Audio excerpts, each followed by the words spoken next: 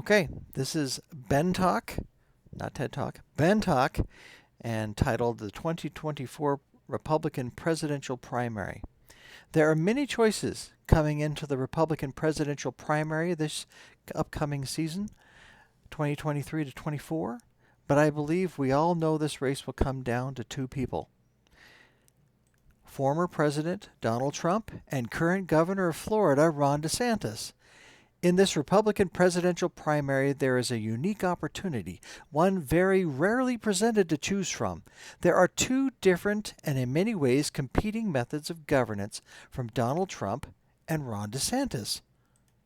Both have shown clear methods uniquely their own, and both have shown effectiveness and success in their style of governance. But what are those differences? Well, for Donald Trump, he is, in my opinion, shown to show that he has the greatest ability to clarify a situation. I think of him as the great clarifier in chief. As this quote says, but Donald Trump might just be a great clarifier. His words and actions cause his opponents to reveal more than what they're thinking than they had in the past, perhaps more than is good for them. Whether in or out of office, when Trump wades into an arena to weigh in on something, very quickly all parties are known and all realities are clarified. Narratives are dissolved very quickly. In a more recent example of this, Trump visited the town of East Palestine after a train derailment. The Norfolk Southern train derailment in East Palestine, Ohio, after the train derailment and almost 3 weeks after, there was very little response from FEMA, Federal Emergency Management Agency that is, and no visit and little contact from the Department of Transportation to help ease the fears of and hear the concerns of the people. Everyone there was feeling left out in the cold, including the mayor and many others in the town. Then Donald Trump showed up, and he talked to the people.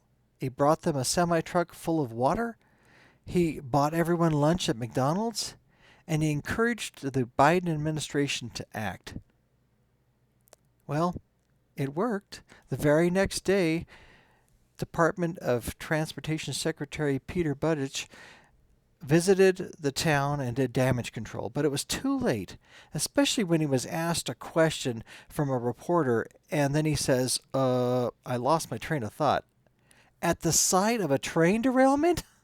Trump had displayed clearly to the American people that the Biden administration didn't care about the people and was only hoping that it would just go away quickly. You've got mail.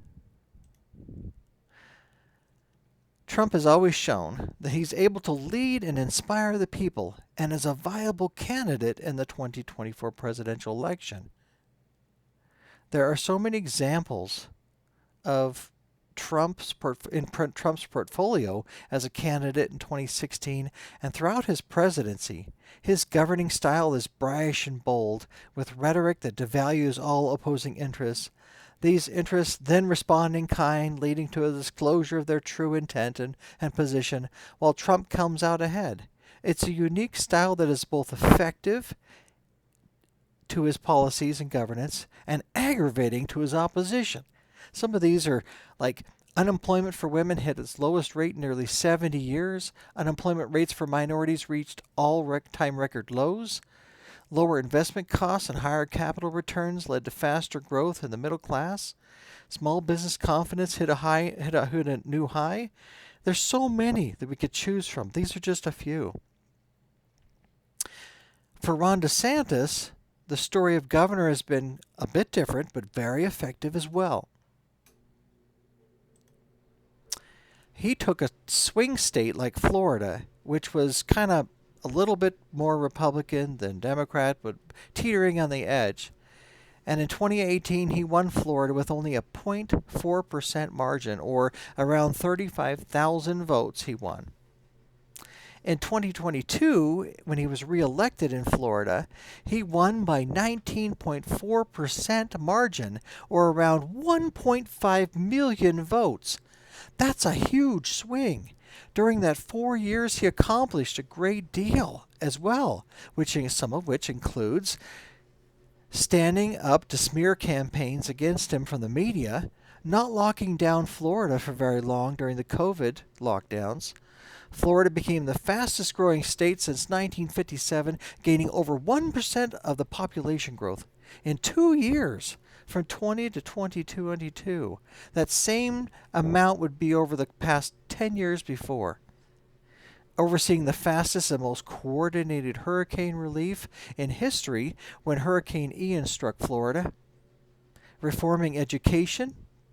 Heritage Foundation ranks Florida as #1 in educational freedom for issues including education choice, regulatory freedom, academic transparency, and return on investment.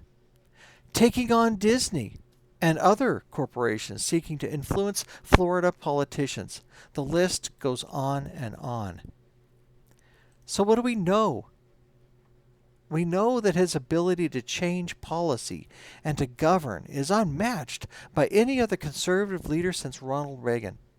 Considering the changing times of more liberal and Democrat control of all governments and bureaucratic institutions, not only in Florida but around the country, for Ron DeSantis to change Florida almost completely Republican in 4 years is amazing. The question to all Republican primary voters next year is this: what type of policy making and governance do we want to see, and why does it matter? First, why does it matter?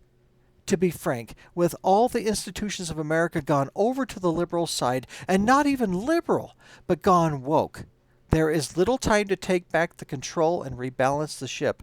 Any listing ship is a sinking ship. Any country with only one party holding all the power is a country doomed to lose their democracy. Countries like that, which hold elections but You've got elections are mail. rigged, countries where opposition parties have no power and are kept from having it, those are called banana republics. Is America going in this direction? A banana republic has no independent judiciary. We're almost there. In a banana republic, political opponents are prosecuted. Well, we've just seen that with Donald Trump. In a banana republic, leaders get away with criminality. The Biden administration and family dealings. The ship is listing heavily. Did you know also that America is not the freest country in the world? According to Human Freedom Index, the United States doesn't even rank in the top 10 or even the top 20 countries. We rank 23rd, down 7 from the previous year, from 2019 to 2020, rather. So from 2019 to 2020, we're down 7 points. That's huge. And we haven't come up since. We've actually gone down since then. So if they were to release it today, it'd be even worse. So who's going to be on? So, a ship that is listing heavily progressive and Democrat. This ship is. All institutions and government bureaucracies on our ship of state are open to the sea. They're just open to the sea of all these liberal and progressive changes. The ship is sinking. Who do we want to fix it? Or at least, who do we want to try to fix it? Who's going to be on that debate stage? Who's going to be on it? Oops, sorry. That's Grumpy Earl Man. That's Trump versus Biden on the debate stage. Should we have them again? We've done this once. Should we have them again? Or DeSantis versus Biden? Who's going to be better this time around? That's the question we got to ask ourselves. Their governing abilities are no. Who is better at governing? Who can right the ship better? And I leave that at that. Thank you.